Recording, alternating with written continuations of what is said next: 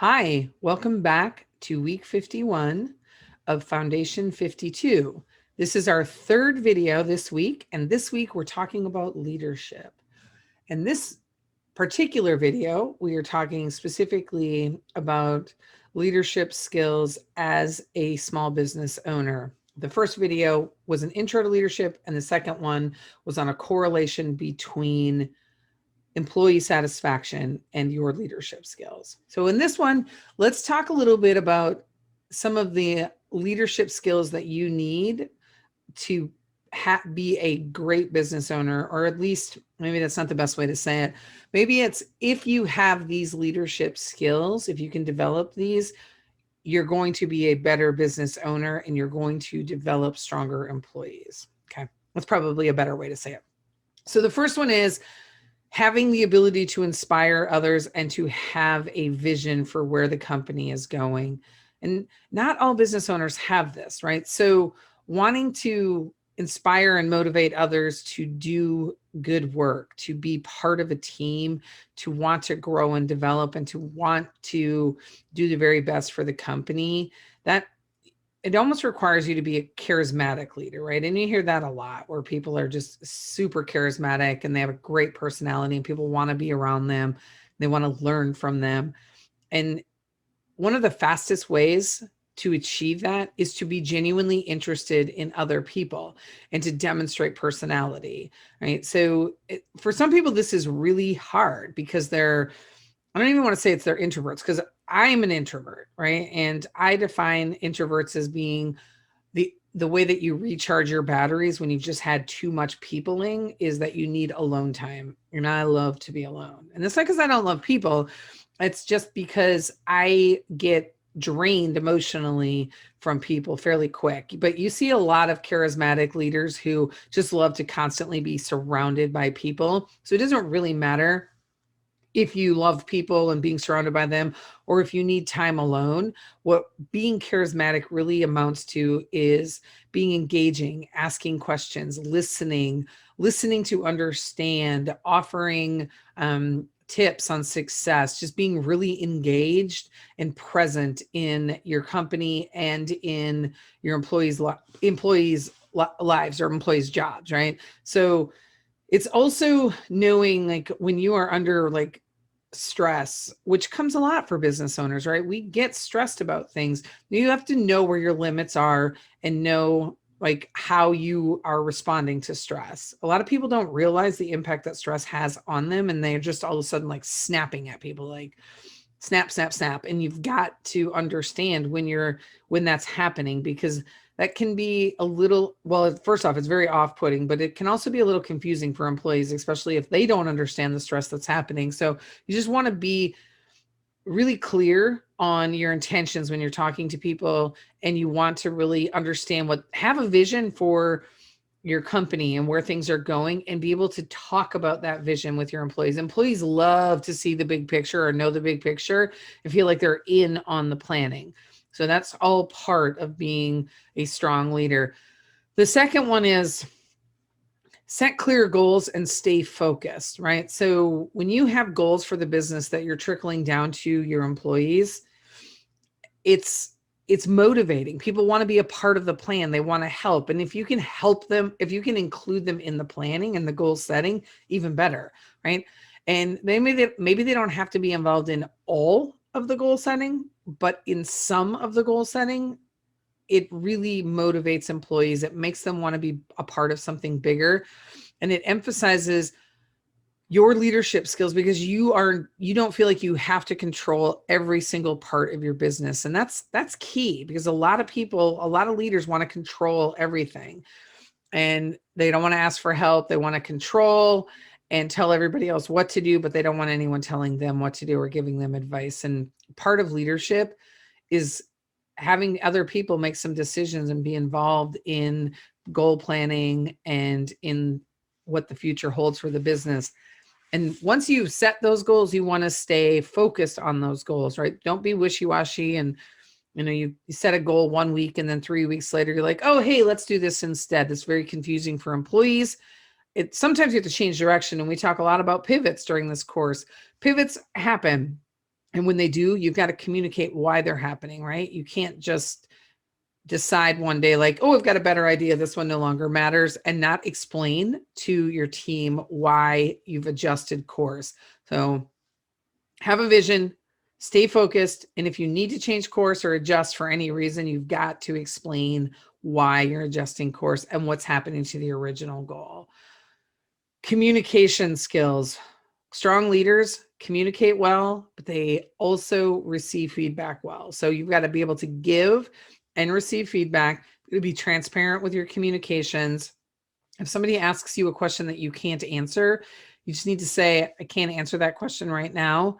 And whether it be because I don't know the answer, you don't have to know all the answers just because you're the owner of the company. You can say, I don't know that, but I will find out.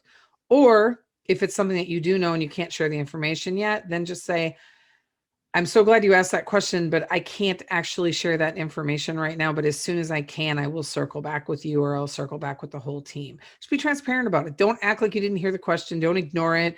Don't get fidgety. Just be very clear about what information you can and can't share, and when you can and can't share information. And just remember, communication is more than talking. It's listening. It is body language. There's a lot involved in communication that you need to keep in mind. The most important thing I can tell you about communication: feedback, give it and receive it.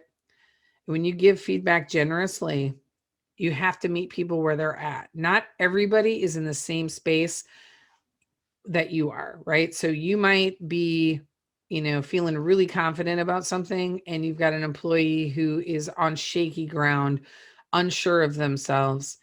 That's where you have to meet that employee. If an employee is going through a really tough time, that's where you have to meet that employee.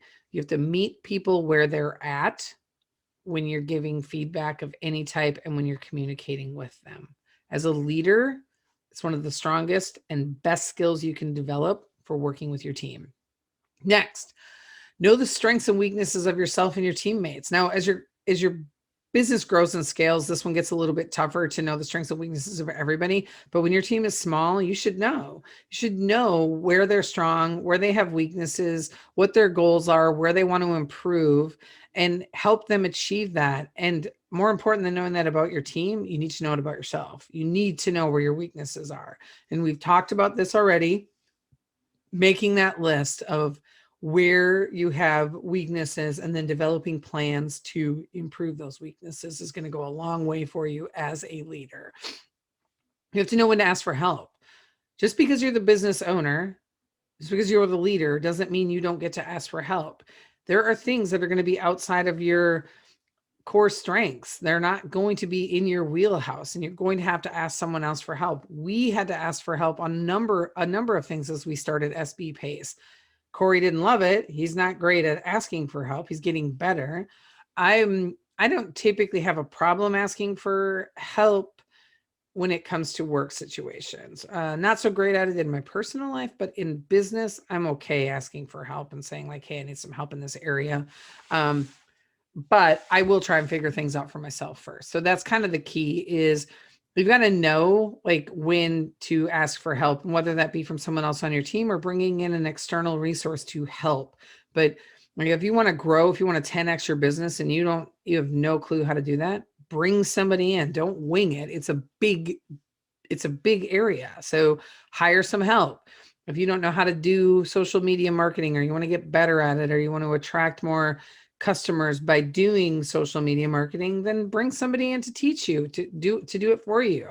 You have to do everything yourself, and understanding where it makes sense to outsource because you want to focus on higher value tasks is a big part of being a leader, being a good leader. Be approachable, honest, and committed, and knowing how to successfully execute a strategy. Okay, so this lot of words right there. You have to be approachable. And if you're not approachable, you've got a very big problem. You're never going to develop your team, because if people don't feel like they can talk to you, if people don't feel like they can trust you, if people don't feel like you're committed to what's happening, they're not going to talk to you. And that's not good leadership. So you have to be approachable. When people come up and talk to you, even if you're having a bad day and one of your team members comes up and wants to, shoot the shit or just like talk about something and you're not in the headspace to talk about it, then just take a pause and say, hey, Randy, I would really love to have this conversation with you, but I apologize. I need a little bit of time before I can have it. I'm kind of trying to figure some problems out in my head and I'm not able to give you my full attention right now. And I want to give this conversation my full attention. Can we talk about this tomorrow? Boom. That is a winning approach.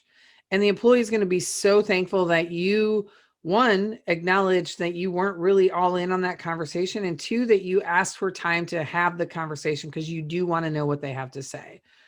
Be honest with people. If someone asks you, hey, how am I doing?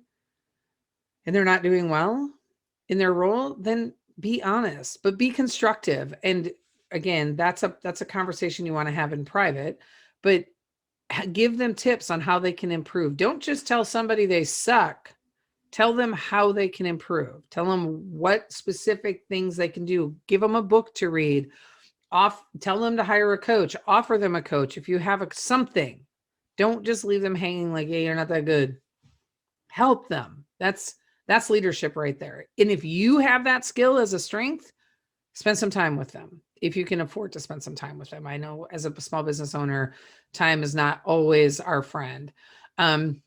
Be committed to your employees. Make sure your employees know that you're committed to their success. And for every goal and strategy that you put out there, make sure that you're committed to that goal and strategy. All right. A lot of skills, a lot of things in there that you can do that will help you as a leader. And in all honesty, you want to get really good at as many of them as you can, if not all of them. Being a leader leaders are made. In some instances, they're born, but in most cases, leaders are made. So you need to figure out what is it that you can do to take your leadership skills to the next level. A lot of information that we've provided in this course in Foundation 52 for helping with leadership. And even you can always hire a coach. You can hire us.